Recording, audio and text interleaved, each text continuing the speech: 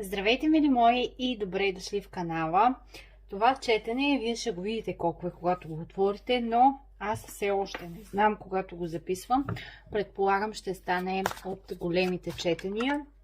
Вие поискахте да направим голямо четене. Тези въпроси, които ще разгледаме днес, са така доста плавно преминаване през това в какви етапи се намирате във всяка една сфера, какво се очертава в бъдещ план, какви сте били в минал живот, каква е кармата, какви са уроците, които носите, как да ги изчистите по-бързо, за да пренаредите по-пълноценно за вас живота си, и след това преминаваме конкретно към отношения, да ги разгледаме, защо са така с някаква токсичност, някаква трудност, защо сте в дадената ситуация по даден начин. Ще направим подробен анализ как човекът ви възприема също, какво е мястото ви в неговия живот и неговото място във вашия съответно, и как биха се развили и там нещата.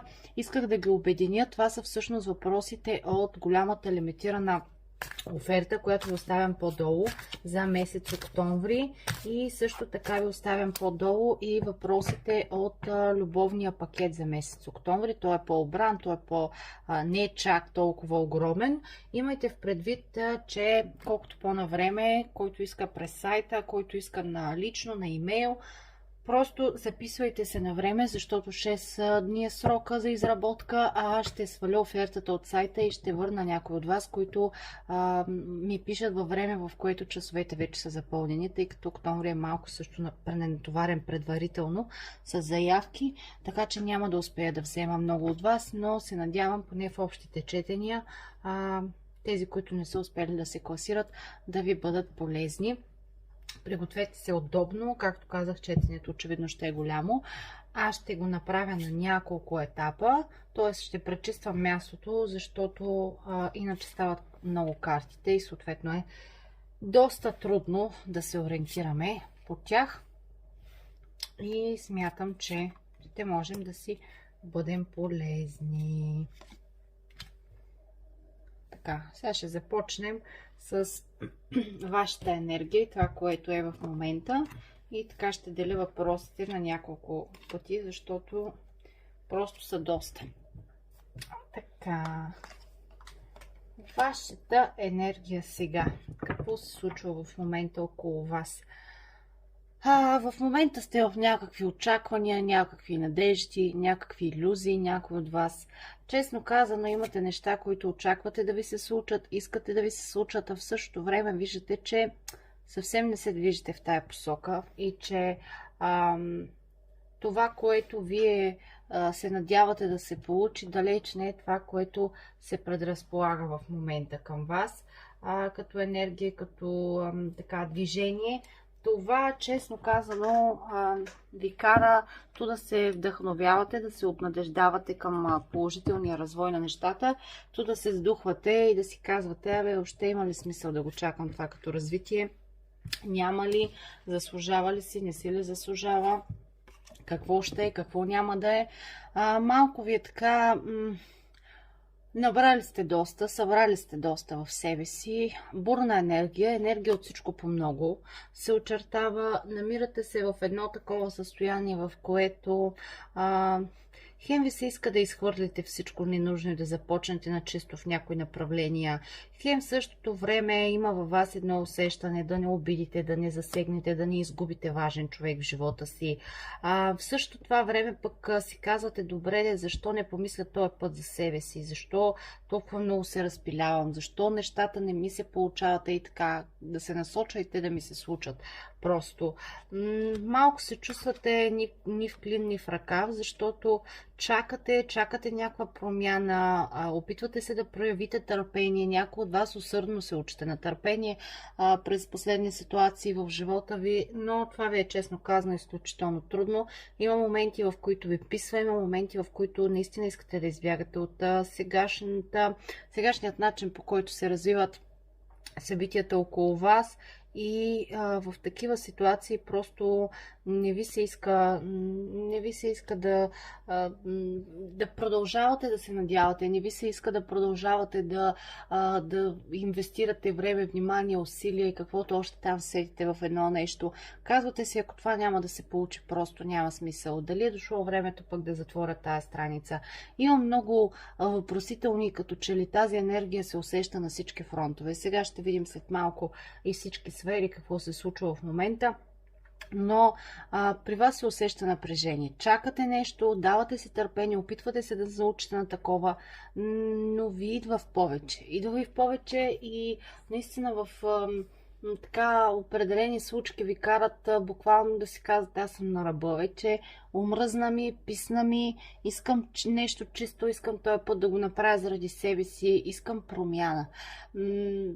Малко сте на ръба между новото и старото, на ръба между една наистина трансформация и вътрешна и външна, като нови неща, които да влязат в живота ви и такива, които да излязат от него. Намирате се в една такава ситуация, в която сте склонни да се депресирате сами с мислите си, да се чувствате тегаво, да се чувствате тъпо. В същото време пък има моменти, в които наистина се вдъхновявате и си казвате, що пък да не може. Нали, колко по-зле от това да стане. Аз не искам да съм апатична, искам да се вдъхновя, искам да се така обнадеждя, искам да видя някакъв хубав резултат. И тези крайности са така, защото излизате от един цикъл, от един период в живота си и навлизате в друг. И това е, пак казвам, границата между тези две състояния.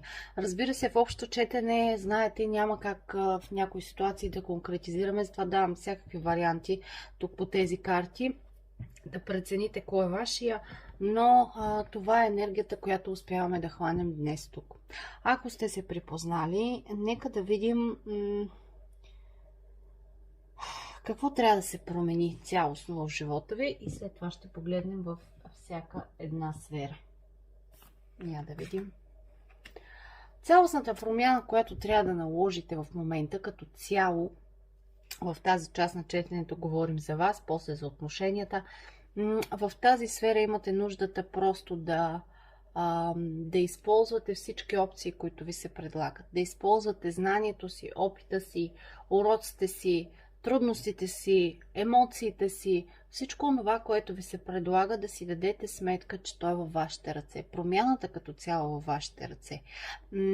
Не бива толкова много да обвързвате промяната с това да мислите по вечерно време, да не ви хваща, да разсъждавате и да си казвате, сега това ако го направя, някой ще се обиди. Това ако направя, може би не е правилно. Като че ли сами се разконцентрирате, сами губите фокуса от това, с което всъщност може да си помогнете. Може би е време да помислите, че достатъчно сте ги мъдрили нещата, достатъчно детайлно сте прехвърляли разни мисли и ситуации в главата си. И сега е времето наистина да излезете от това. Време е да спрете толкова много да задълбавате и наистина да скочите в промяна, която вътрешно знаете, че е дошло времето. Просто да се насочите нещо абсолютно да изчистите.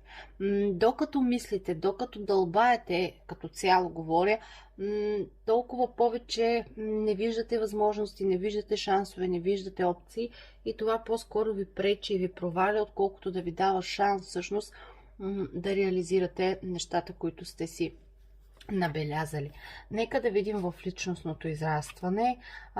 Тук при вас в тази сфера е много важно да осъзнаете, говорим за настоящето, после ще погледнем за бъдещето, но сега е много важно да осъзнаете, че изборът, пред който стоите, какво да решите, да оставите нещата да се довлачат, както се казва, на доизживяване и от само себе си така по естествен начин да се трансформират или вие самите да предизвикате по-бързо тази промяна? Имате ли смелостта всъщност да направите крачката? Знаете ли какво точно искате да промените в живота си? Знаете ли кое ви мъчи?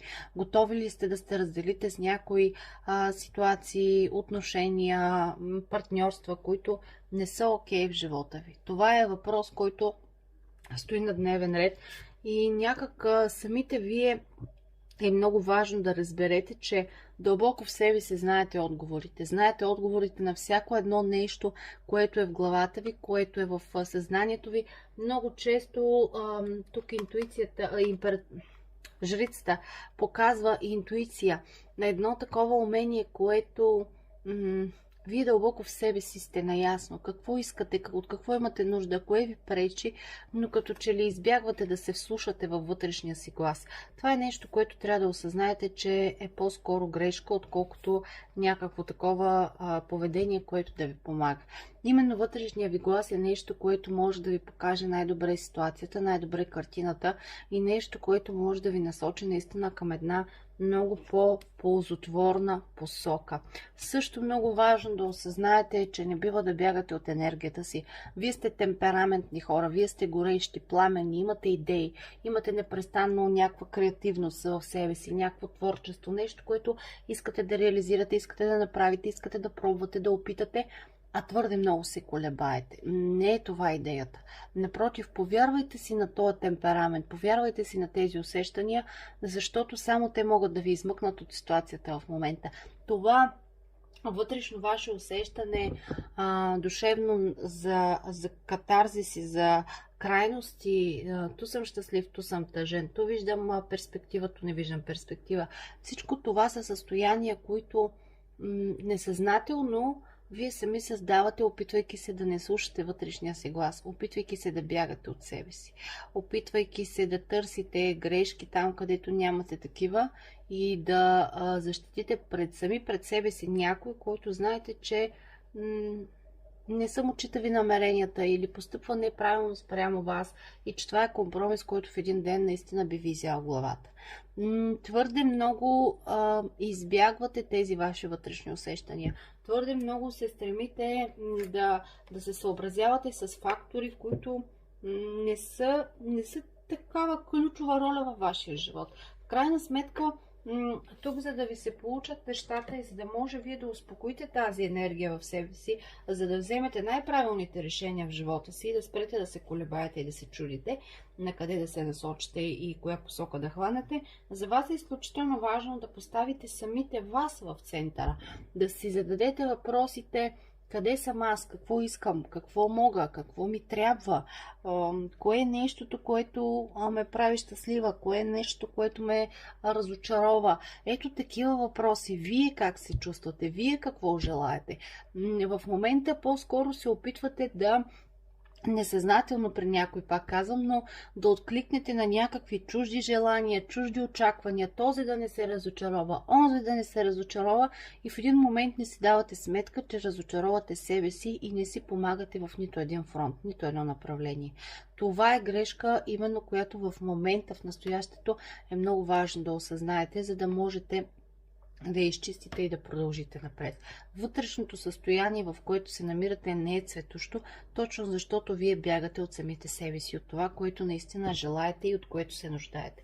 И по този начин се пречите на всяка една сфера, която е около вас.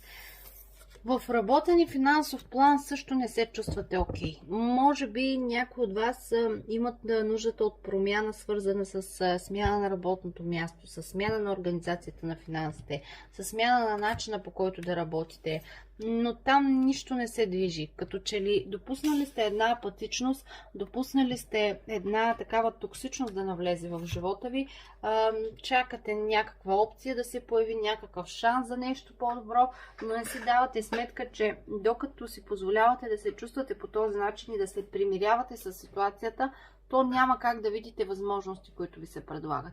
По-скоро трябва да е обратното. Вие да потърсите възможности, които да ви помогнат да се реализирате много повече от това в момента. Има някакви приятели около вас или колеги, хора наоколо, които така като комуникирате на някакви общи теми и всъщност се давате сметка, че вие сте нещастни, че вие не правите точно това, което искате или по начина, по който го искате, но твърде много думичката трябва присъства тук и това ви пречи да изявите идеи, да изявите желание за промяна, да изявите още някаква посока в това направление. Това е всъщност нещото, което ви кара да стоите на едно и също място, а това не е движение от своя страна, пък определено води до състояние, в които да се чувствате не окей, състояние, в които комуникацията с околните, да се стараете, нали, да не засегнете пак, да не обидите, да помогнете на този колега, на този приятел, на ония приятел, да дадете някакъв тласък, някаква енергия за промяна, в същото време вашите неща да са висящи и вие да не си помагате на себе си, ами да използвате запаса, който имате, за да помогнете на някой друг. Също има покрай вас хора, които биха ви подали ръка, но като че ли вие не желаете, имате едно такова чувство, че не е окей сега да искам помощ, не е окей да се опитам да говоря с еди кой си, въпреки че той може да ми помогне за тази работа или за тази промяна. Твърде много се притеснявате и се свивате. Имате колебания чисто на емоционално ниво, че няма да се справите, че нещо няма да се получи. И това наистина създава изключително голямо напрежение във вас самите. Разберете, че не става да работите с нежелание, с безразличие. Не е това идеята. Не става да ходите на работа, защото сте принудени или да ви е страх, че ще се провалите в дадена идея или в дадена промяна и за това да тъпчете на едно и също място, да се чувствате тъжни и неудовлетворени. Не е това идеята. Не можеш да се хвърляш като луд, дето се казва, да помагаш на приятели, да помагаш на хора около теб, да помагаш в това да намерят някаква опция за себе си, а ти самия да не си помогнал. Когато се чувстваш не окей, дори това да е най-така блестящата работа за някой друг, най-така чистата, най-заплатената, ако ти не се чувстваш окей, какво значение има кой ще разочароваш? Какво значение има кой ще си помисли, еди какво си, тая луда ли е, че направи тая промяна? Примерно, като пример го давам, пак казвам общо четене, затова чета всички варианти. По някакъв начин е много важно да прецените правилно какво искате, от какво се нуждаете и това наистина би ви помогнало страшно много да продължите нататък, да търсите тези промени и тези възможности наистина ще дойдат от само себе си, но ако се взирате, ако се вкопчвате в това да се примирявате с ситуации и събития, това определено няма да е за добро. А сегашната ситуация е именно такава. В отношенията по същият начин. Като че ли там едно мълчание, едно недвижение. В същото време вие премисляте мъдро нещата, опитвате се да видите една дълбочина в тези отношения, но в много ситуации се чувствате като че ли все едно чашите се разляти, все едно шанса е пропуснат. Задавате си въпроса, струва ли си, не си ли струва, заслужава ли си всичко това, не си ли заслужава. Това мълчание докъде ще ни отведе? Дали до повече спокойствие, до повече осъзнатост в самите взаимоотношения от двете страни или по-скоро до някакъв вид изтощение, напрежение, токсичност, които в един момент да окажат така някаква по-негативна роля. Също има много недоизказани неща, много премълчани неща, някакви такива лъжи може да има, ако щете, дори от дребно естество, но неща, които просто Вселената ви казва, ето това не е нещо, което търсиш. Никой не говори за това да захвърляте тези взаимоотношения и да си казвате, нали, аз трябва да тръгна от нулата. Не, напротив, може да ви се получат нещата, ще ги разгледаме в другата част на видеото, но може да ви се получат нещата и в тези отношения, но явно не и по този начин. Явно това е грешен подход, очевидно има нещо, което трябва да осъзнаете, за да преминете в следващото ниво и ако тъпчете на една и съща позиция, определено възможностите, които ще се появят пред вас са точно нулеви. Затова, може би, знаете ли, тук ми се струва, че по тези карти за тези сфери, като че ли сте усетили някой от вас едно такова състояние, в което именно тази тънка граница, която споменах между старото и новото, и като че ли това вътрешно усещане, липсата на баланс, липсата на спокойствие, липсата на радост във вас самите по-скоро ви кара да несъзнателно да ставате така апатични, да ставате отдръпнати от всяка една друга сфера. И това още повече ви кара да се чувствате недобре и ви затиска с една токсичност, с една негативна енергия, което от своя страна със сигурност рефлектира и върху нещата, които ви заобикалят във всяко едно направление. Начина, по който се чувствате, е всъщност основополагащ случая за това как вие възприемате и работата си, и финансите си, и отношенията си, и въобще нещата, които така ви сполетяват в, ако щете, личен, чисто житейски битов план, ежедневен. Тук това е нещо, което наистина е важно да осъзнаете, че всичко тръгва от вашият начин, по който вие се усещате и вие се чувствате.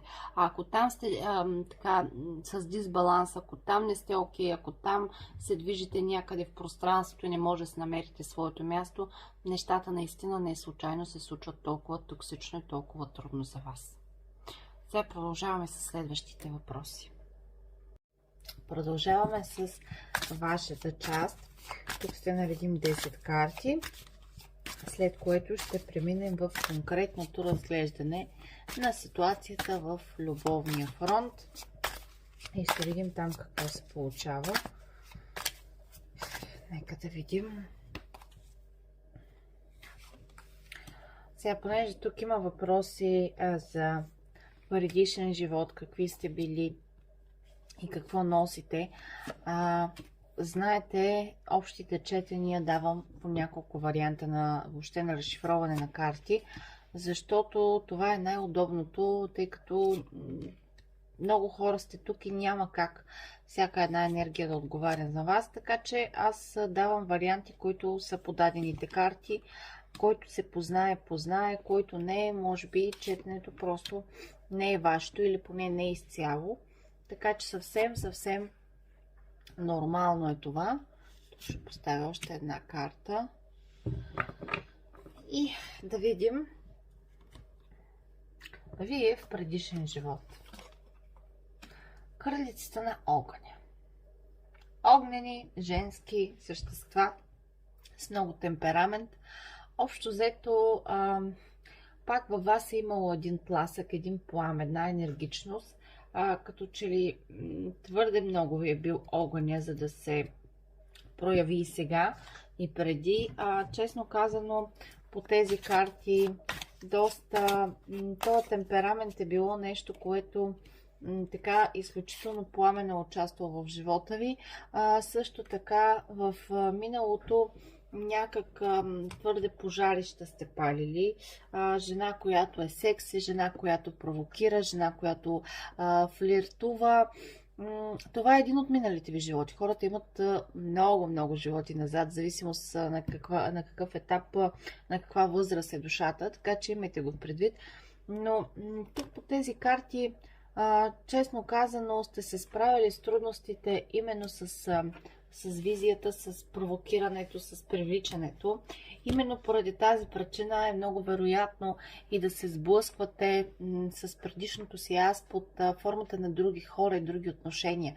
Да кажем, ако сте забелязали в взаимоотношенията с мъжете, че така ви се падат едни Дон Жуановци и мъже, които непрестанно имат нужда от вниманието на някоя дама, то това съвсем логично може да е частица от това, което сте били вие тогава.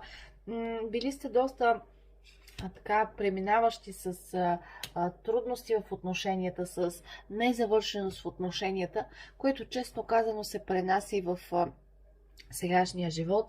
Доста сте си блъскали главата в стената в партньорствата, защото този темперамент, тази бурност, тази, как да кажа, това, че твърде много сте държали на определени неща, твърде много сте избухвали в тия пламенните разговори, не ме занимавай, не ме търси, много бързо така с замах сте действали. Това е оставило отношения, които са били незавършени в онзи етап, в онзи момент. Честно казано, също така обаче сте били хора, които сте искали да дадете любов, а някак в същото време тя никога не ви е достигала и винаги сте имали нуждата да опитате новото, да опитате различното, да преживеете по различен начин дадени ситуации и събития. Тук се виждате и в ролята на Дон Жуан, така че и това сте го минали в някой друг етап, в някое друго прераждане. Не е случайно, може би го дадох и примера преди малко, защо срещате такъв вид, примерно, мъже, такъв вид въобще хора и ситуации в живота, защото под някаква форма сега вашата душа има нуждата да се види в роля, в която вече е била, да се сблъска с тая роля и да си научи урока от другата страна. Тук доста така сте се отдавали в мъжката енергия, когато сте били на купони, на преживявания, на почашки с приятели, на женско внимание, на така охазване, на преластяване, на афери. Обичали сте живота, честно казано. Били сте някакси много по-купонджийски настроени, много по-отгоре на нещата. Вижте точно обратното, което сте в момента. Някак сега по-не ви се излиза, по-не ви се бушува така по този начин. По-скоро също търсите една сериозност в отношенията. Самите вие сте много по-организирани, много по-събрани, много по-целенасочени въобще във всяка една сфера. Точно противоположното на роли, в които вече сте били. За да може да видите наистина от другата страна на монетата какво е. Това със сигурност са били животи, в които по-скоро сте имали силата да опитвате, да започвате нещо на чисто, да си вземате различни емоции, различни усещания, различни преживявания от заобикалящата ви среда. И това е оставило със сигурност отпечатък, но и една завършеност в тази фаза. Тоест, сега вашата цел е по-скоро да видите от другата страна как е, както вече казах, и да вземете уроците от тая посока. Там с това надживяване, с това преминаване през живота като една стихия, вече сте го преживели, вече сте го преминали, вече сте го усетили и това е нещо, което си е чисто на душевно ниво е останало във вас. Кармата ви в този живот е свързана с много безсънни нощи и много неща, които идват с гръм и трясък в живота. Е много непланувано, много неочаквано. Честно казано, много често планувате едно, а то по коренно различен начин се получава. Много често тъкмо да се стъпите на краката в дадено направление и нещо рязко се обърква. Тук някак за да се завърши тази кармичност и да сте самите вие, ето е картата на Вселената, за да сте самите вие целенасочени и за да може в този живот, в това прераждане да успеете да достигнете до стабилен етап, стабилно разбиране и светоусещане, за вас като че ли е от изключително значение да осъзнаете нуждата понякога да преминавате през различни катарзиси. Защо? Защото преди не сте преживявали толкова надълбоко нещата. Имали сте доста трудности, пак казвам, в лични отношения особено, но като че ли сте минавали през това с един замах. Минавали сте с идеята, ще дойде нещо по-добро. Докато сега сте по-склонни в такива ситуации да се задълбочавате, да ги преживявате, да страдате, да се вайкате, да давате шанс след шанс, именно защото трябва да се научите, че понякога катарзисните моменти и нещата, които се случват неочаквано и объркват вашите планове или така разтърсват емоционалното ви състояние, са неща, които имат за цел да ви дадат някакъв урок, нещо да научите, нещо да усвоите, за да станете по-цялостни. И това задълбаване, което се получава от ваша страна, тези безсънни нощи, тези разсъждения, тези страдания понякога за неща, за които вие така сядате и си ги мислите, всъщност тяхната цел е просто да ви накара да осъзнаете нуждата от това да поставите някаква граница. Едно е да преминеш така отгоре на нещата. Едно е да ги премисляш и съвсем друго твърде много да обвиняваш себе си и да даваш шансове на другите неограничено. Именно това, третото за неограничените шансове и компромиси, е нещо, което е ваша карма, за да може да се научите, че всяко едно случване в живота трябва да си има ясни параметри. Че вие самите сте хората, които трябва да поставите някакъв баланс между тези крайности. Тоест, да сте компромисни, да осъзнавате нуждата от това да дадете малко карт бланш от себе си, да дадете някаква възможност от себе си. Не нали така отсичащо и директно да затваряте страници, но всяко нещо трябва да си има някакъв ограничител. И именно вашата задача тук и сега е да поставите такъв. Било то в любовни отношения, било то в работни отношения, било то сами на себе си да си кажете, няма да блъскам повече в тая стена, няма смисъл, като не пада, продължавам нататък.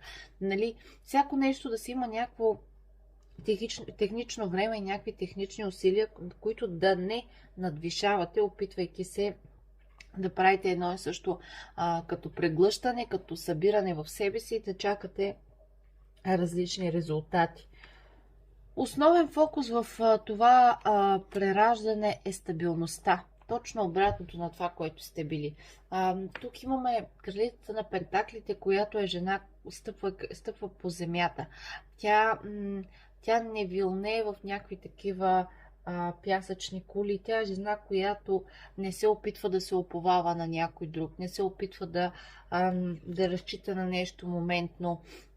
Това е целта на душата ви, да завършите този етап на прескачане от крайност в крайност и всъщност в този живот душата ви да успее да постигне една стабилност, един вътрешен мир, една целенасоченост и това да сте наясно, че сами може да се реализирате, сами може да намерите пътя, стига да се научите да ставате след всяко едно падение и това да ви засилва повече към нещата, които сте се набелязали. Тук се отнася това и за работата, да сте по-организирани, да сте по-насочени към това да си изградите добри условия, добро заплащане също, някой от вас бизнес, към това да можете да си позволите неща, от които наистина имате нужда, без да зависите от нещо или от някой, като външен фактор. Също така тази стабилност се изразява и в отношенията. Самите вие търсите вашият фокус, колкото и да се опитвате да се разпокъсвате на много посоки и направления, вашият фокус всъщност са нестабилни отношения, в които да знаете, че сте най-важната, най-ключовата, личната фигура и да знаете, че сте жена, която е уважавана, която е желана, която има ключова роля в виждането на мъжа. Нямате нужда от повърхностни отношения, от много афери, от някакви такива моментни преживявания, а по-скоро от идеята да сте главно действащо лице, да сте в отношения, които да виждате, че човека срещу вас се старае към реализация, старае се към стабилност, старае се към перспективност и това да са отношения, в които наистина да се чувствате не само отговорни да давате, но и да можете да си отдъхнете, да може да си покажете плюсовете и минусите, да не се притеснявате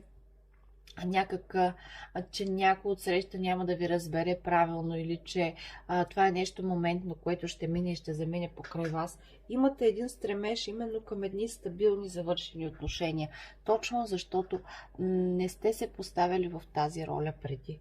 Това е вашият фокус в момента. Уроците, които мога да кажа, че... тук бутнах, извинявайте.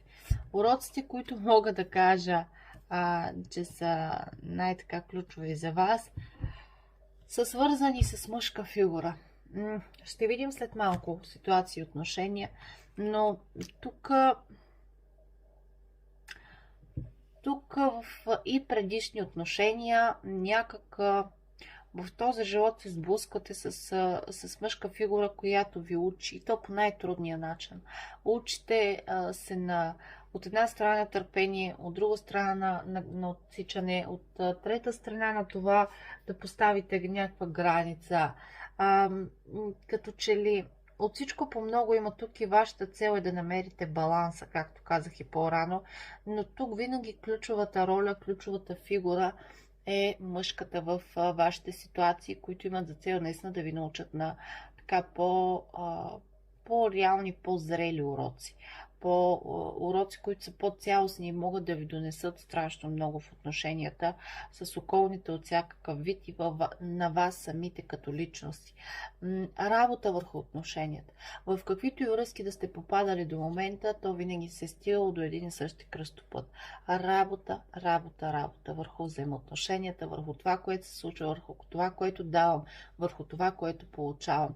Много ключов фактор е мъжката фигура тук, като цяло от естество говоря, защото именно тя ви дава тези уроци. Именно попадайки в ситуации с мъже, които са, може да са различни по темперамент на пръв поглед, но които ви водят до една и съща задънена улица и до една и съща токсичност, това са ситуации, които имат за цел наистина да усвоите начина, по който трябва да се справите.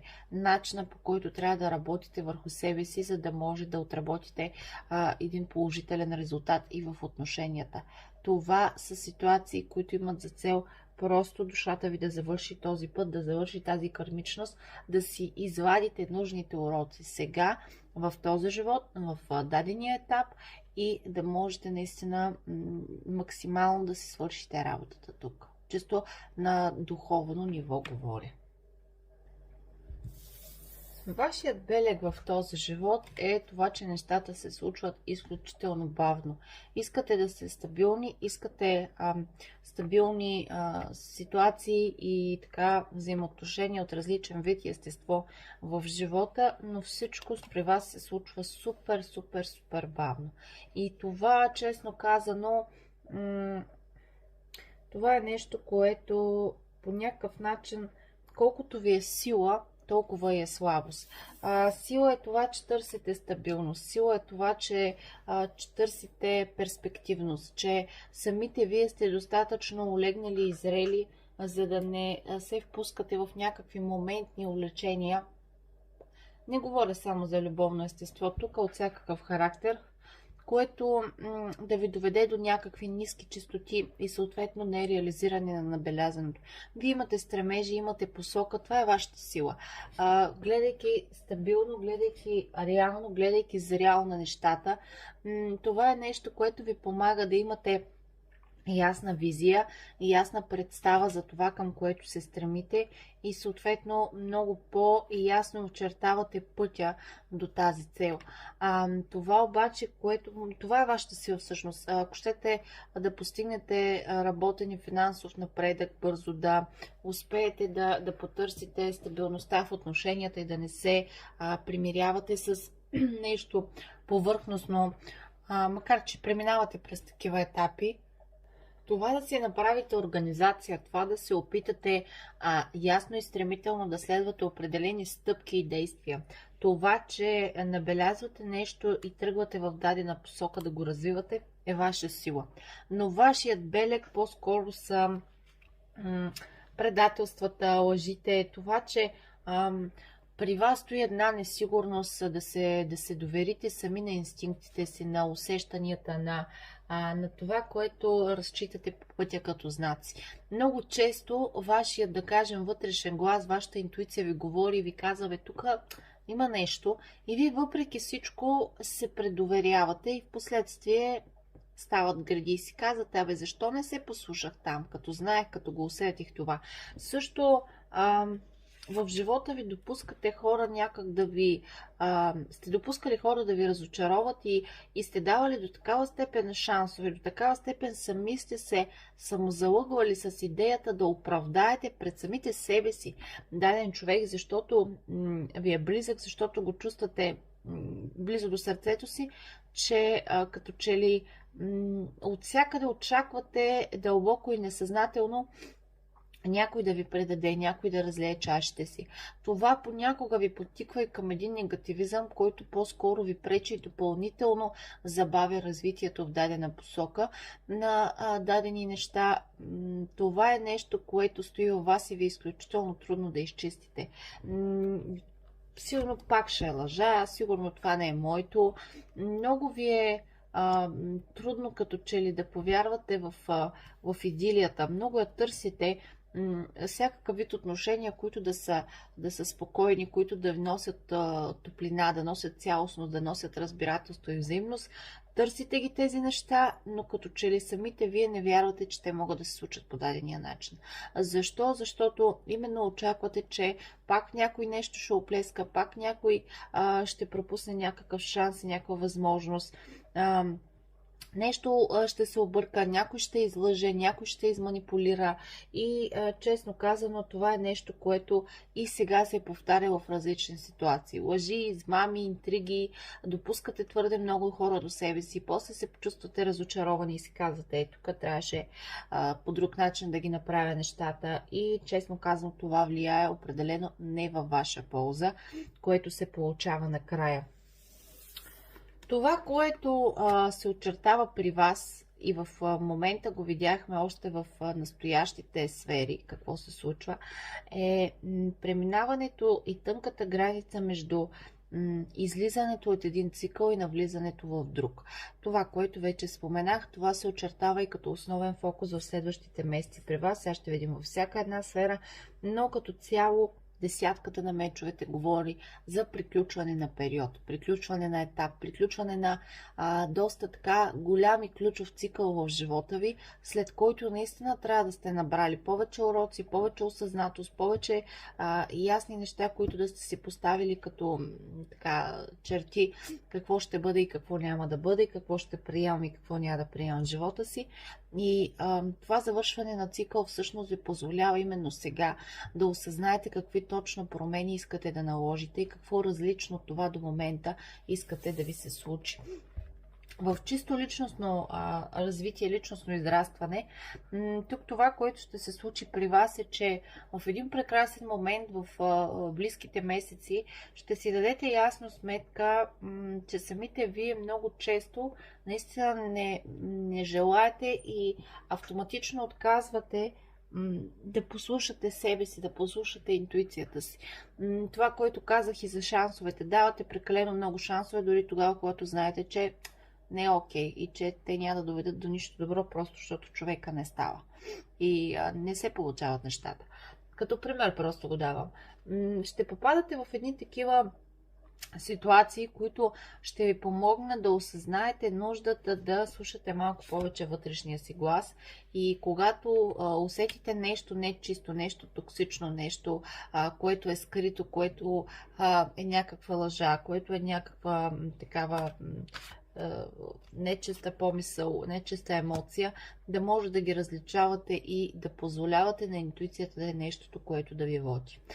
Много важно също да се научите малко повече, да се доверявате на тези инстинкти и да се поставяте в центъра на събитията в следващите месеци, опитвайки се да прецените кое е вашето.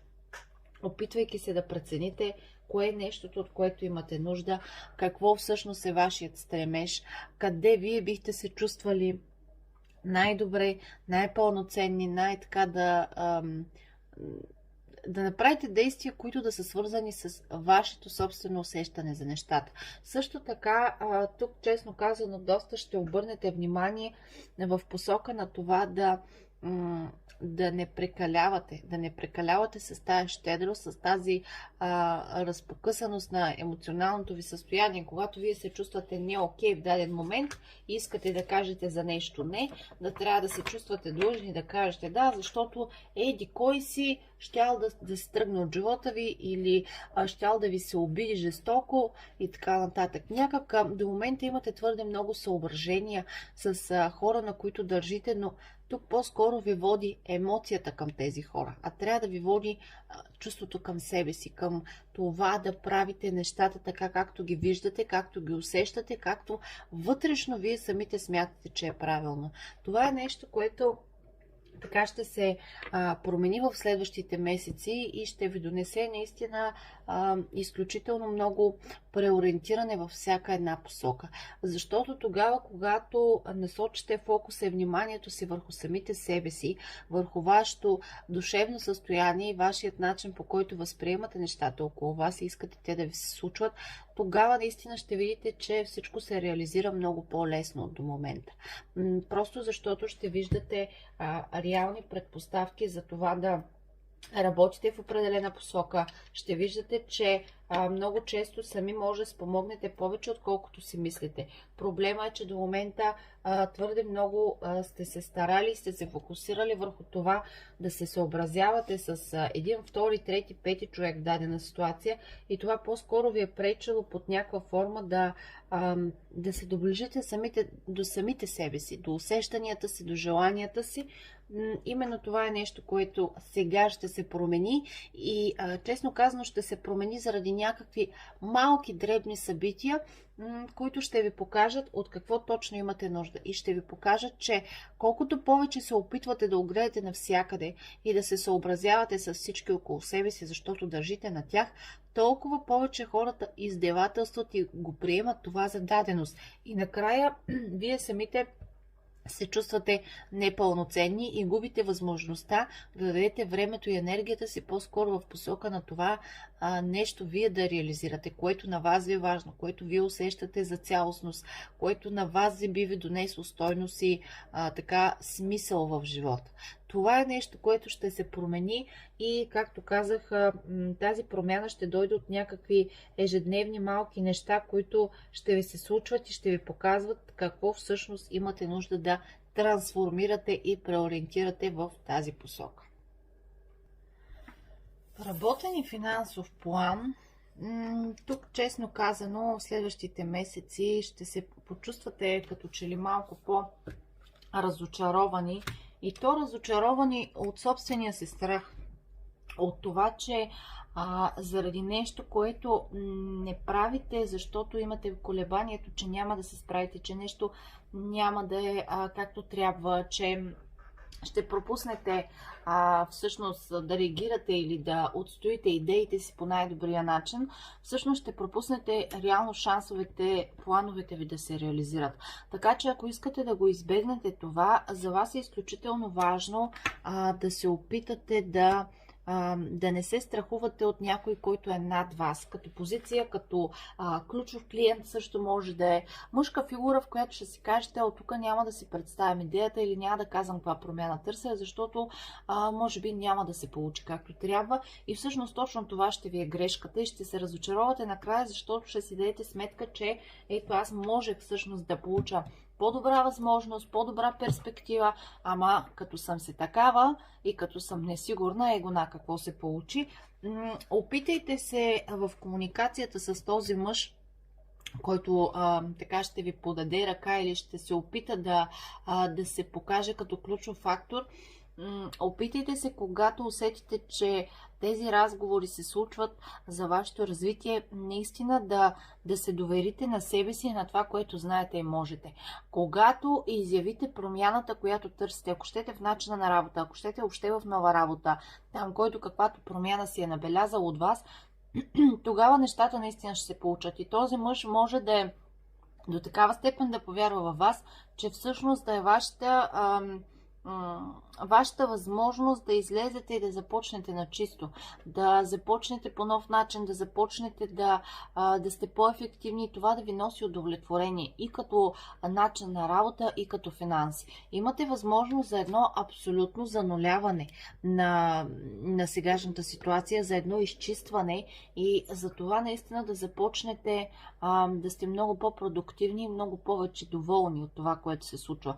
Въпросът е дали ще се възползвате вие самите от всичко това. Защото, пак казвам, ако твърде много се отдадете на страховете си, сами ще се разочаровате накрая, тъй като докато сте заети да се притеснявате, да се колебаете, да се вайкате, всъщност шансовете ще минат и ще заминат покрай вас.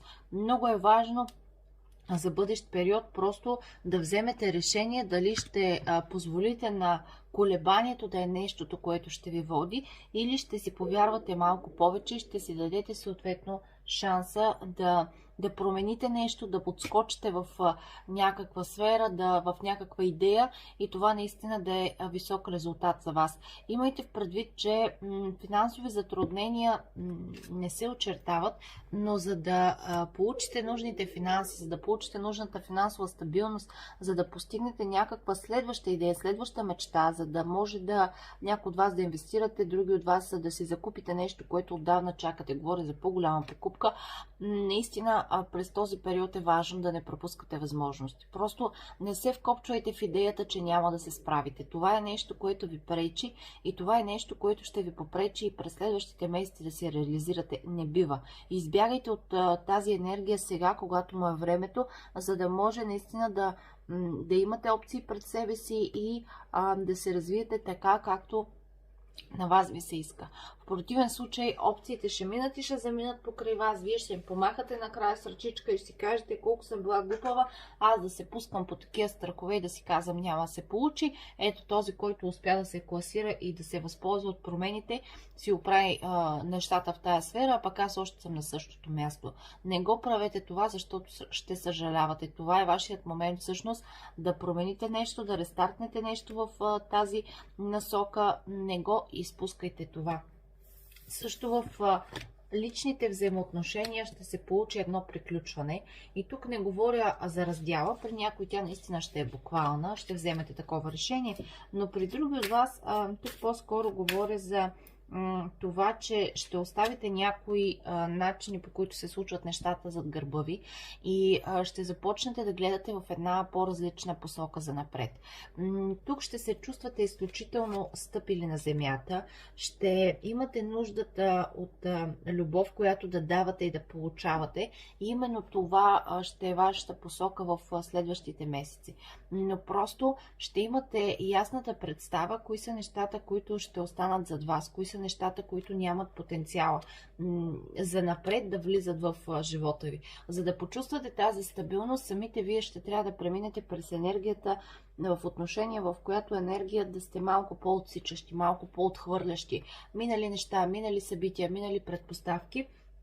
Това е нещото, което ще ви помогне, защото ще ви накара да премислите цялата картина и да си дадете сметка, че ако искате наистина нещата да ви се получат, просто промените, които трябва да наложите, са свързани по-скоро с вас самите и с това да прецените къде са ви границите, къде са ви перспективите, къде виждате смисъл, къде не виждате смисъл, кое не трябва да повтаряте като грешка или да позволявате отново да се случва в живота ви.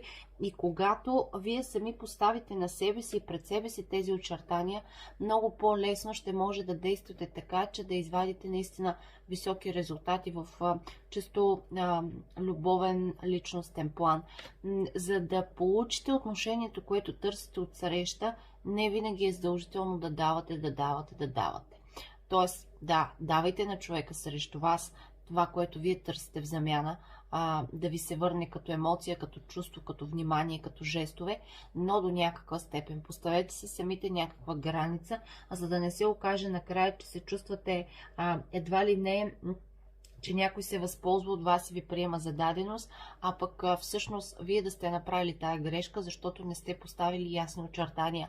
Докъде е вашето търпение? Докъде е това, което ще инвестирате като време, като нежност, като грижа, като усилие, като емоции? Просто изключително нужно да поставите ясни позиции, ясни посоки и да не бягате от тези очертания. За да подобрите като цяло живота си, наистина е изключително важно просто да се отдадете малко повече на това да сложите контрол. Тоест, вие самите да си дадете сметка, че сте ключов фактор в това, което определяте. И за даване, и за получаване.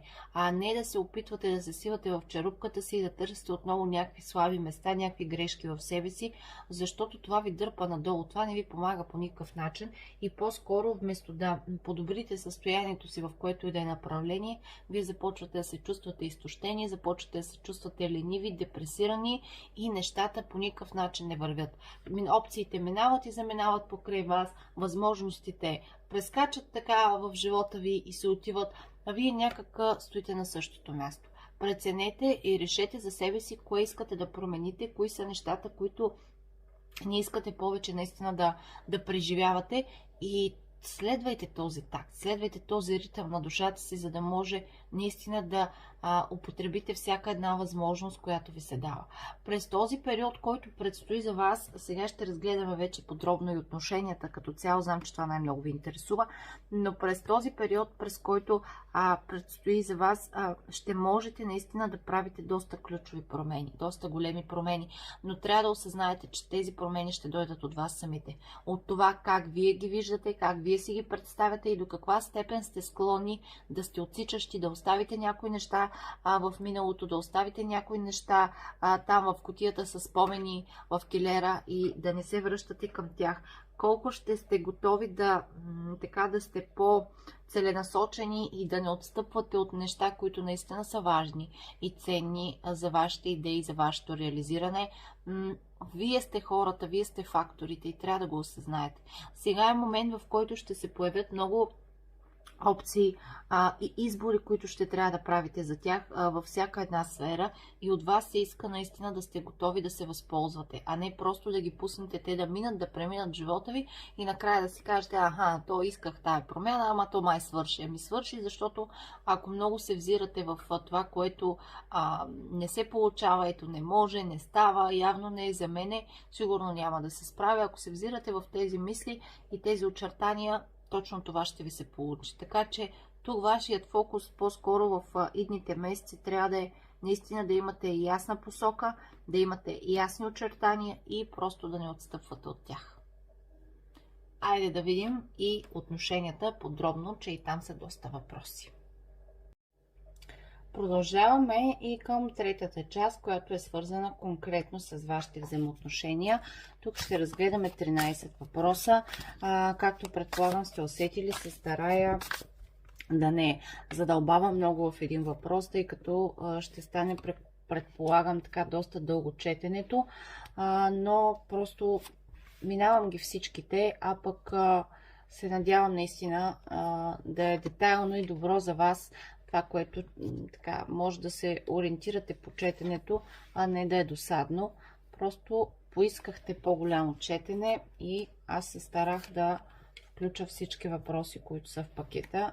Надявам се да не ви е отекчително и така да ви даде по-скоро ясна посока. Сега ще видим. Ще започнем да разглеждаме какво точно се случва в този фронт, в това направление, макар че видяхме някакви такива токсични отношения и промяна, която тепърва предстои в тях. Още горе в предната част, но искам да си ги погледнем и съответно след това продължаваме нататък. Нека да видим отношенията цялостно. Отношения, в които се търси баланс. Отношения, които не са много определени и въобще на къде се движат. Понякога се движат с темпове напред, понякога с отношения, които замират, замлъкват и нямат никаква активност. Честно казано, тук по някакъв начин също се очертава така едно плаване, тихо носене по течението, като че ли нищо не се реализира. Отношения също, които понякога са много наистина мълчаливи, понякога много отсичащи, много рязки, много студени. Някои от вас дори може би го играят на имаме отношения, нямаме отношения, имаме близост, нямаме близост. Една цикличност се получава, една етапност тук и една въртележка, то напред, то назад. Общо взето това, което така в момента усещате, е една отчаяност спрямо тази връзка. Ще я бъде ли, няма ли да я бъде, тук ще се получи ли нещо, няма ли да се получи нещо. Определено се чувства една емоционална пустота. Нещата не се реализират. Дори да сте в някакви отношения в момента, то те са наистина на приливи и отливи. Тук има, тук няма. Самите вие понякога се обърквате и не знаете въобще заслужава ли се всичко това, или всъщност си казвате дали пък аз просто прекалено много не вложих емоция и прекалено много не се опитвам да очаквам нещо, което е така нереално с този човек да се случи. Има моменти, в които наистина се отчаивате и наистина, колкото и да ви се иска да гледате положително, начина по който се развива всичко, начина по който се случват нещата между вас е изключително тежък за приемане, защото определено не получавате това, което очаквате и което сте инвестирали в отношението си, в поведението си към този човек. Отношението, което той проявява към вас, със сигурност е доста различно от това, което вие му давате, и това, честно казано, е малко разочароващо. Нека да видим портрета на човека. Казах, че няма да задълбавам много по въпросите тук. Човек, който добре работи в колектив, добре проявява креативност, но му е изключително трудно. Той е труден характер, който е преживял немалко битки. Немалко пъти е умирал и възкръсвал в различни ситуации. Чувствал е, че не може да се справи с дадено нещо. Казал си от тук нататък няма на къде, няма как да се оправя, няма да се получи. В същото време обаче намира сили, става, изтупва се и продължава. Силен човек е, който е преминал през доста трудности. Но пък за сметка на това, тази душевност, чисто емоционално е някъде там скрита. Трудно поднася чаша с любов, трудно прави жестове, защото много трудно се доверява. Доверява се трудно на собствените си емоции и на това дали се заслужава да вярва в реализирането на едни отношения. Много, много често тази емоционалност се прикрива зад една студенина, зад една имперска енергия, такава една енергия на инат, на аз решавам, на власт, опит да контролираш ситуации, събития, всичко, което се случва около теб. Тази мания за контрол при него идва по-скоро от идеята, че не иска да изпуска нещата от свои ръце, не иска да се чувства изненадан, защото смята, че една изненада в едни отношения. Не говоря за буквална изненада, говоря често в общ такъв вариант. Една изненада би могла да го разочарова. Имам усещането, ще видим след малко по въпросите, но този човек си е патил и по десятката на мечовете.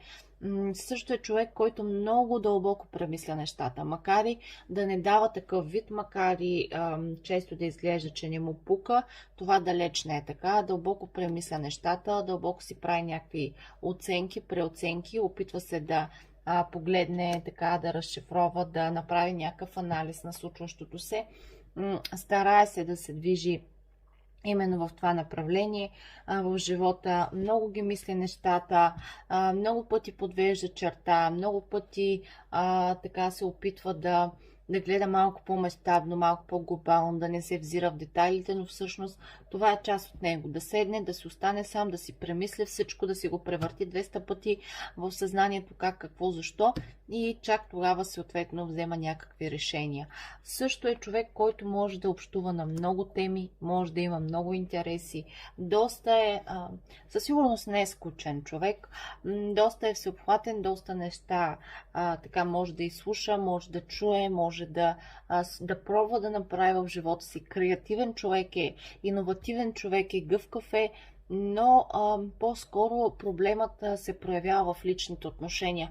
В работата и в финансовата част този човек е абсолютно силен със сигурност, има една своя стабилност, но проблемът се появява в личните взаимоотношения.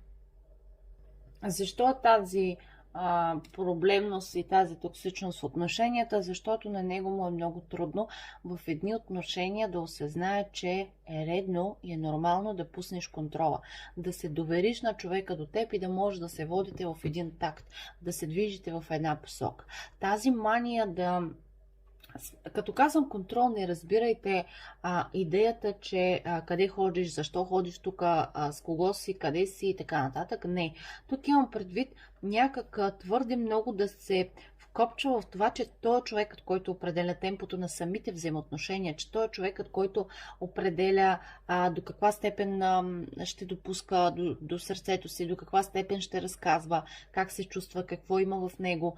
Много, много държи като че ли да опази собствената си енергия, твърде много се вкопчва в това и това по-скоро създава трудна комуникация. И тук, като казвам лични отношения, също не говоря само любовен аспект, тъй като разглеждаме цялостен анализ на него самия.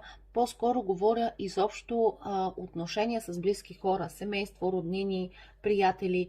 Някак за него е много важно да си запази бариерата, да си запази пространството, защото ако се отдаде повече на емоционалните усещания в конкретни взаимоотношения, то той става прекалено зависим и показва слабости, които през неговата призма са така доста могат да бъдат пагубни и може по-скоро да загуби, отколкото да спечели от това. Именно това е идеята да е по-предпазлив и това наистина създава неразбори в всякакви лични взаимоотношения, защото прекалено много се паси и това състава пък от своя страна една дистанция между него и определения човек. Не се получава тази близост, която реално трябва да се получи, за да може нещата да вървят. Да видим какво е точно мястото ви в живота на човека. Смята, че се е разлял чашите. Смята, че се е разлял чашите, но не иска да ви оставя в миналото, не иска да приключва нищо. Което значи, че за да имате такова място в живота му, така доста самото ви присъствие доста го разтриса и го кара, въпреки че ви се стои във висящо положение, чака някой друг да дойде да оправи ситуацията и така да се активизира нещата помежду ви по-реално. Той стои обаче в същото време много добре премисля и се укорява за някои поведения, които смята, че са били чисто на базата на инстинкта му, а не толкова на желанието да направи такава грешка. Нещо не се е възползвал както трябва от опциите, не се е възползвал от шансовете и честно казано това в момента му тежи. Също така за него мястото, което заемате в живота му е баланса. Вие сте една негова противоположност, която го кара да се опитва да търси този баланс между крайностите, между това, което е и това, което иска да покаже, че е. Между разумът и между сърцето, между това, което смята, че е правилно и това, което усеща, че е неговото, като избор, като усещания, като емоции цялостно. В живота му сте една везна. Някой, който влиза в неговата енергия и със самото си присъствие успявате да го накарате, да го провокирате абсолютно по естествен начин, той да търси вариант да премеря и да претегля. Къде бях прав, къде не бях прав, къде сбърках, къде не сбърках, къде беше окей, къде не беше окей. Това, че му влияете по този начин, ви поставя в изключително такава важна роля, защото начинът, по който го карате той да се чувства и да размишлява върху тези неща, означава, че имате изключително влияние върху него. Самият той си дава сметка, че за да се получат тези отношения, ще трябва да премери и да претегли на везната кои са нещата, които до момента не е променила трябва. Кои са нещата, които по някакъв начин позволява да влияят в неговото поведение и объркват ситуациите помежду ви. Именно за това ви поставя в ролята на човек, който се опитва да го балансира. И вие не го правите целенасочено, а самото ви присъствие, самата ви енергия, начина по който се случват нещата в момента между вас, това той го оценява като това, че сте по-спокойни, по-уверени, поне така изглеждате в неговите очи, по-стабилни, по-обрани. Другата крайност на него самия, което го кара наистина да се опитва да търси везната, да търси баланса, да търси спокойствието в себе си. Именно за това ви вижда и като изключително важна част и ключова роля. Това, което този човек обаче ви носи на вас, което може би не осъзнавате, чисто духовно ниво, чисто на вселенските насоки. Този човек също ви кара да балансирате различни противоположности от себе си, но в обратна посока. Т.е. ако той трябва малко да се смири и да пусне контрола, вие пък от обратната посока, заради него Вселената ви го праща, за да ви накара да осъзнаете, че хубаво, вие сте по-дейни, вие сте по-активни, но трябва да си поставите някакъв свой ограничител. Докъде? Докъде е окей да давате и докъде вече започвате да се ощетявате заради дадени отношения. Това е човек, който трябва да ви научи да запазите тази своя темпераментност, тази своя пламенност, но в същото време някак да не разчитате много, че в другия ще преоткриете и ще получите това, което вие бихте дали в конкретни отношения или в конкретна ситуация. Да си дадете сметка, че никой не ви е виновен в някакви моменти, в които се чувствате разочаровани, че нещо не се е получило, защото вие самите сте очаквали, че някой ще реагира така, както бихте реагирали вие. Важно е за вас, чрез неговото присъствие, да се научите по-скоро на това да си имате ясни правила, ясни неща за себе си, които не бихте приели като компромис, който да направите, като нещо, с което да прекалите в щедростта си, в раздаването си. И е много важно също, чрез неговото отново присъствие в живота ви, да научите, че не може да извървите трудния път на някой. Че всеки сам трябва да поеме енергията си, всеки сам по неговият начин трябва да достигне до изводите и до уроците си. Тоест, това, че вие сте по-равновесени, по-озрели, по-отдадени на това да се развивате като личности, съвсем не означава, че вие може да накарате този човек, или по-скоро не да го накарате, а да преминете през тези фази заради него. И да си кажете, аз като взема неговата тежест, и това го правите абсолютно несъзнателно, аз ще мога да му помогна той да изскочи от блатото. Съвсем не е така. Той човек сам се е вкарал в блатото и сам трябва да излезе от него. Сам трябва да си изплува на повърхността и да осъзнае нещата, които трябва да осъзнае. Този баланс, който пък вие му носите в неговия живот. Нещата са изключително противоположни, защото и вие сте изключително противоположни. И както казах, както душата ви сега се сблъсква в този живот с енергии, с хора, които вие всъщност в тази роля сте били преди в минали прераждания, по същият начин е и тук. Сега имате една размяна на ролите, една противоположност с този човек, за да може да си научите неща, които понякога не осъзнавате, че автоматично правите, но те не помагат, те по-скоро пречат на взаимоотношенията.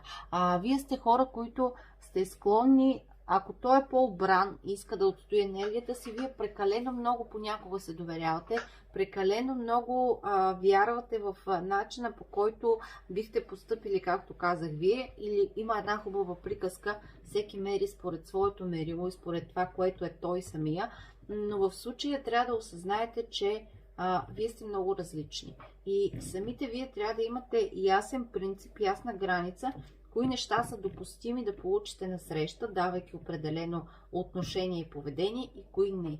И там, където реалността не отговаря на вашите критерии, наистина или да седнете и да изговорите нещата, за да се променят, или просто да се насочите в друга посока.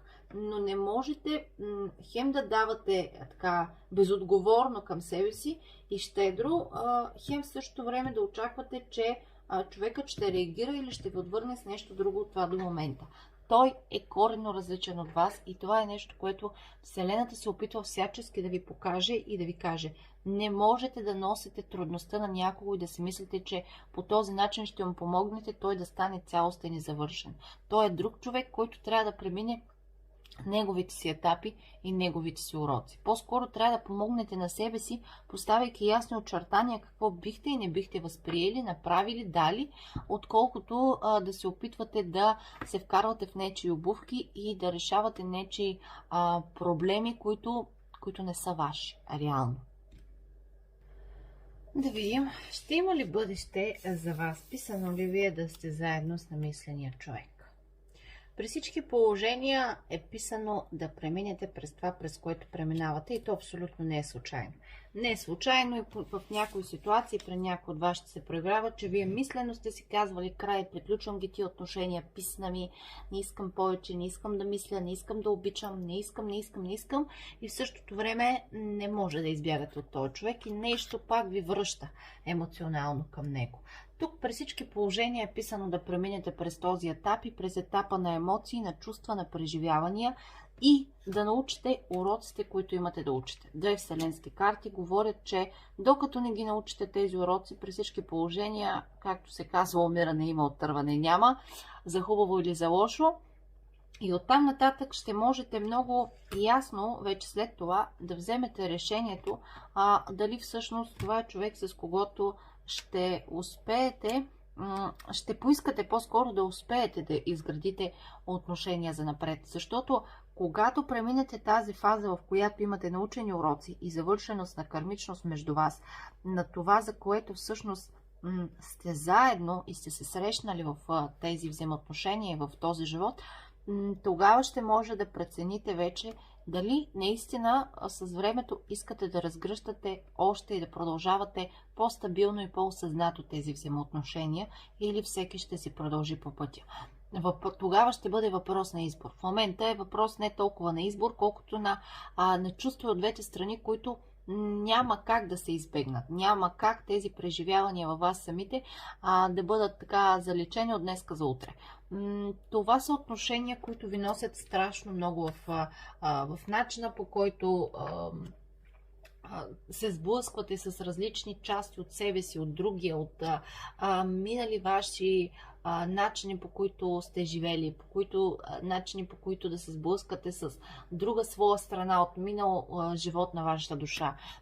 Това са енергии, които няма как да се борите с тях. Определено, пак казвам, дори при някои, които така е по-продължителен период, т.е. от повече време се случва всичко това, искате да избягате от този човек и въпреки всичко нещо се ви връща обратно. Именно поради тази причина се получава. Защото вие самите не можете да се откъснете от него. Чисто на абсолютно вселенско ниво. По обратният начин, т.е. от негова страна към вас е абсолютно същото. Тези отношения не са случайни и честно казано, тези отношения могат да бъдат много цялостни и много стабилни, но след като научите това, за което сте се събрали, това, за което живота ви е сблъскал, по начина, по който ви е сблъскал. Не е случайно, категорично. Това, което този мъж открива във вас, е света. Някак открива във вас от една страна това, което търси в една жена. В същото време открива във вас човек, който му опонира с енергията си. Човек, който го предизвиква абсолютно по естествен начин, несъзнателно. Във вас има един плам, един огън, който го провокира и който го сблъсква с него самия. Има една дълбочина също така, чисто на душевно ниво отново. При вас някак открива и трудностите в живота си и в същото време това, което желая, това, което мечтае, това, от което има нужда. Вие носите различни по усещания, по естество, по интензитет, ситуации, събития, енергия, отношения, чувства, емоция в живота му, но всичко това е някак в едно. Открива във вас, че по някаква форма го докосва вашата душевност. Това, че колкото можете да сте равна на характера му и така да го предизвикате и да му хвърлите ръкавицата, дето се казва, толкова можете да го запалите и да го успокоите едновременно. При вас има енергии, които са много, много всеобхватни. Можете да го вбесите, можете да го смирите, можете да го накарате да погледне по-дълбоко и по-зряло въобще на живота си, не само на вашата ситуация, без да правите каквото и да е, без да сте целенасочени в своето действие. Просто открива във вас поведение, енергия, излъчване, които определено го палят именно в посока на себепознание, посока на промяна, посока на по-различно осъзнаване на различни ситуации и събития в живота му. Това е нещото, което го докосва. Начина, по който се държите, енергията, която носите, топлотата, страстта, нежността, грижата, огъня, остротата понякога, стабилността, която излъчвате. Това са неща, които му носят света, които му носят от всичко по много. И това е нещото, което определено не иска да губи. Смята, че въпреки трудностите, въпреки сблъсъците, дълбоко в себе си, този мъж ви открива като един подарък, като нещо ценно, което трябва да запази в живота си, а не обратното.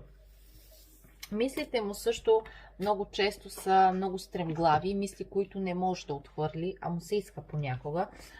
Мисли, които като че ли идват така изневиделица, върхлетяват го и няма откъсване, няма оттърване. Също по тази карта този мъж изключително много мисли за това какво бъдеще може да имате, за това какво ще се случи следващата седмица, следващия месец, следващата година. Опитва се така да пригадава събитията и да търси някакъв път към вас. Смята, че вие също имате търпение, вие също имате някакви граници и по-скоро мислите му също са свързани с идеята да не го отрежете, да не го отхвърлите. От неговата позиция, от неговата гледна точка, той се дава сметка, че по някакъв начин той самият не може да се откъсне от вас, но той не знае, че при вас усещането е абсолютно същото. Именно заради това и в мислите си се страхува от идеята да не го срежете в един момент, просто да ви писне и да го изхвърлите от живота си. Много мисли свързани с това по какъв начин да успеете да скъсите дистанцията. Ако щете чисто на емоционално ниво, ако щете на физическо такова, при всеки по различен начин ще се проиграва, но усеща нуждата да скъсите тази дистанция, да се сближите малко повече, да разтопите малко ледовете и честно казано това е свързано и с мислите му. Какво да направя, какво ще дойде като възможност, как да не пропусна този шанс отново, по какъв начин да направя така, че комуникацията да стане по-чиста, по-реална, по-така сближаваща, а не отдалечаваща ни един от друг. Това са неща, които така вилнеят в главата му и честно казано това са неща, които и го тревожат, но и го карат да размишлява и да се опитва да пренагажда събитията и самият той какво да промени, за да може да е адекватен в тези събития и случки, които ви предстоят, за да вземе най-правилното решение за правилно поведение спрямо вас. Също този мъж има планове, има намерения и то тези намерения, да, случват се бавно, но стабилно. Иска му се един ден и смята, че един ден можете така да се научите да изговаряте нещата, колкото и да е трудно, че реално да постигнете наистина хармонията помежду си и да можете да имате стабилната основа, над която да надграждате. Наистина да можете да имате отношения, които да са пълноценни. Тук изпаднаха две карти. Отношения, в които така да се докосне до сърцето ви и той съвсем спокойно и свободно да може да ви допусне до своето. Също в стремежите си тук човекът иска да се завърти това колело и смята, че преминаването през тези були в момента е нещо, което ще ви покаже дали може да устоите и да останете заедно.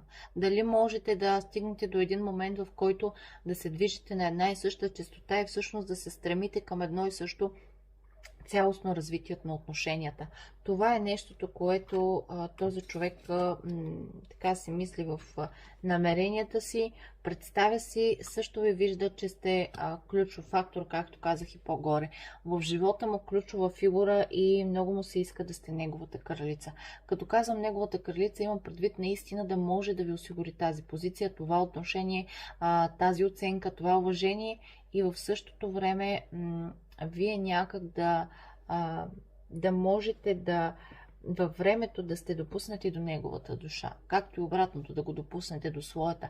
Смята, че тези бурности, тези перипетии и трудности всъщност могат да сгромолясат всичко между вас, но могат и да ви научат как да не допускате дадени грешки да попречат на по-нататъчното развитие на конкретно на самите взаимоотношения, което за него и според него е важно, защото ако е второто, т.е. ако успеете да се доопознаете и да ориентирате един към друг в една и съща посока да се движите, това ще означава, че може да изградите точно тези отношения. Стабилни, сигурни, с доверие, с взаимно, с хармония, които наистина биха били ценни по този начин да се развият в живота ви. Грешките, които вие допускате, е по-скоро, че прекалено понякога сте емоционални и давате много щедро емоция, показвате много щедро това отношение, но и очаквате това от него. Не си давате сметка понякога, че той самият може да обича и без да показва тези чувства. Не казвам, че е лошо това, което правите, но спрямо него, по-скоро на този етап трябва да си дадете сметка, че този човек трябва първо да излезе от тази роля да се отбранява, да се отпусне максимално и стъпка по стъпка да може да започва да показва чувствата си така, както ги показвате вие. Защото той е влюбеният крал, той е мъжът, който има чувства, той е мъжът, който носи любов към вас самите и който се стреми към стабилност, но някак не е достигнал този момент, в който по естествен начин да започне да премахва бариерите, които поставя, за да защити себе си и да не се чувства слаб и зависим от тези чувства. И това по-скоро вас самите ви кара да страдате и си казвате, ама той сигурно не ме обича, ма той сигурно няма чувства, ма защо аз тук очаквам нещо, а пък той явно още не му пука и започва едно разочарование от собствените ви очаквания. Повярвайте ми, човек може да се разочарова най-вече от собствените си очаквания. Такъв е и вашият случай.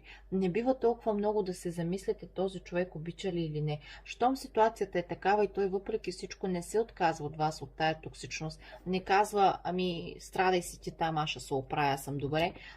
Щом въпреки тези були между вас все още има някакви моменти, в които проявява загриженост, проявява присъствие така по-активно, щом все още е част под някаква форма в тая ситуация и не се опитва да избяга от нея, т.е. опитва се да отхвърли мисли и емоции в главата си, защото се чувства зависим, но не ви казва айде чао, нали?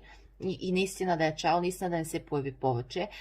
Това означава, че този човек наистина просто това е неговият начин на този етап, в този момент да покаже своите чувства.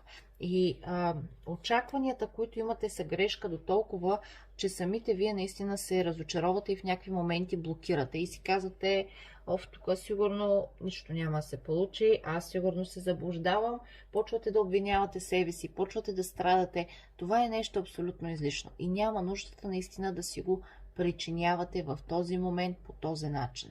Да, този човек има чувства, да, този човек има емоции душевни към вас, но и някак му е изключително трудно да ги разкрие по начин, по който вие очаквате. На този етап това е неговият начин да се изрази, това е неговият начин да се покаже. Оттам нататък вече в последствие това може да се трансформира и това да се открива повече, ще донесе и повече откритост в това да покаже тези чувства, да направи жестове, да говори повече за тях, но в този момент това не е неговото.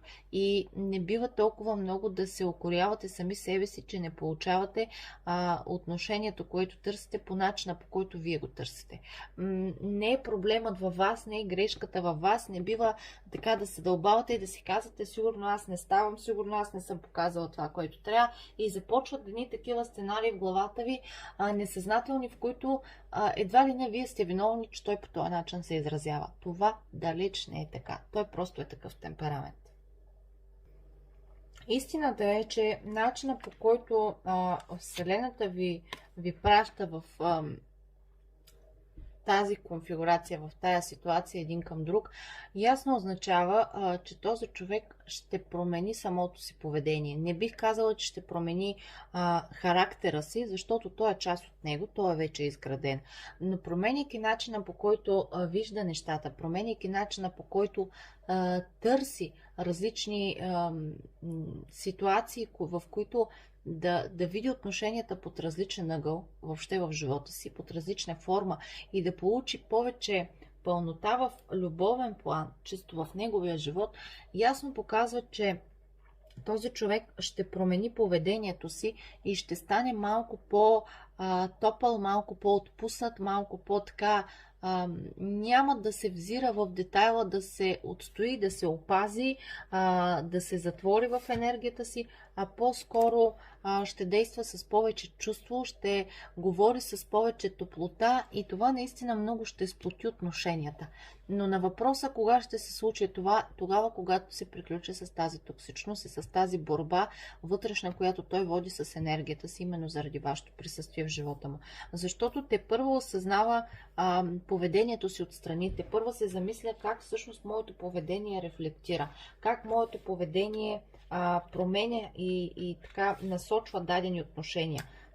Тук самият той сега първо се замисля за слабостите си, за начините, по които общува, за начините, по които прави грешка след грешка. Така че след като завърши този етап, тогава ще може да видите определено и промяна на отношенията. Тогава ще можете да изчистите и тази токсичност. На финалната права сте. Може би в период от 3 до 4 месеца ще можете наистина да усетите взаимоотношенията си обновени, рестартирани. Не казвам, че ще са приказка, но ще можете да сте на едно добро ниво двамата взаимно, в което ниво да може да надграждате за пълнотата на тези взаимоотношения всъщност и за тяхното развитие в една по-такава перспективна, дълбока посока, по-стойностна. И да имате ясни намерения, които да откриете един към друг и към които да се движите взаимно. На една и съща честота, подчертавам. А не единия да дърва по неговия начин, другия по неговия, защото тук се получава именно и в момента разминаването. Другото, което искам да кажа е, че в тази ситуация наистина може да постигнете душевен комфорт, душевен мир, спокойствие с този човек, хармония, колкото и да не ви се вярва, колкото и бурности в момента се случват тук, но това е въпрос на процес на преминаване през различни етапи, моменти, събития, осъзнавания и чак тогава да се стигне до момент, в който някак и двамата да усетите една такава душевна хармония, едно душевно спокойствие. Не случайно в момента сте на етап, в който се разочаровате от собствените си очаквания, от собствените си стремежи, от това, което сте вие, човека, с когото се сблъсквате и от едната страна и от другата съответно. Това усещане за разочарование, че нещата не се получават, за депресивност, че нещата не вървят, за тъга, за ленивост, за отчаяние, всичките тези емоции всъщност накрая ще ви доведат до този момент, в който да се чувствате душевно изпълнени в компанията на отсрещната страна. И вие към него и съответно той към вас. Но това са уроци, които Вселената ви праща, за да завършите даден цикъл, за да завършите даден етап и двамата. И съответно за това и всеки по различен начин си изживява момента, си изживява трудността, си изживява сблъсъка тук с противоположностите, но въпреки това някак се умявате да намерите посоката и да отскочите. Не да приключи всичко тотално, успявате да рестартирате и пак с нови крачки да започвате наново, по нов начин, с ново отношение. Ето за това се получава цялото това разминаване и това е нещо, което ще продължи, бих казала, още месец-два. Чисто като енергия и като движение в тази посока, да се гоните като Том и Джери, но общо взето след този период така ще усетите малко повече, че се местите към по-спокойните води, към това нещата да се случват по-така лежерно, по-спокойно, по-плавно. Това ще донесе много повече пълнота и честно казано, това е нещо, което ще промени коренно взаимоотношенията ви, както и начина, по който самите вие се отнасяте един към друг. Това са събития, които ще са по-скоро при всеки по-отделно. Тоест, при вас едни събития ще ви накарат да поставите някакви граници и съответно да си научите урока, чрез него, който получавате. При него пък други събития в ежедневен битов план ще го накарат да осъзнае нуждата да се държи по-различно, да се опита да е по-завършен, по-така стойностно да застава зад мъжката си позиция, в мъжката си роля, не с идеята да контролира ситуацията и отношенията, а по-скоро с идеята да контролира себе си и да не е толкова импулсивен и моментен. И това съответно пък от своя страна също ще доведе до една трансформация и съчетавайки тези две озрявания, улягания на начина, по който виждате всичко около вас, което се случва, на душите ви, на енергиите и характерите ви, това ще доведе и наистина до едно спокойствие, една пълнота в отношения. Това ще ви накара самият той да се открие много повече, да ви покаже минали събития, които са оставили свой отпечатък, за които казахме наранявания, през които е преминал и които са го накарали да затвори енергията си и тепърва сега да се учи да се доверява на чувствата си и да види, че това въобще не е страшно и че това, че си бил наранен 1, 2, 3, 5 пъти не означава, че винаги ще е така. Именно това ще е посоката, която ще го накара да ви допусне по-близо до сърцето си. И това пък ще е моментът, в който така ще е много преломно за вашите отношения, защото те ще станат много по-осъзнати, много по-цялостни, много по-съответно дълбоки в посока на самата връзка и на начина, по който ще се развие тя.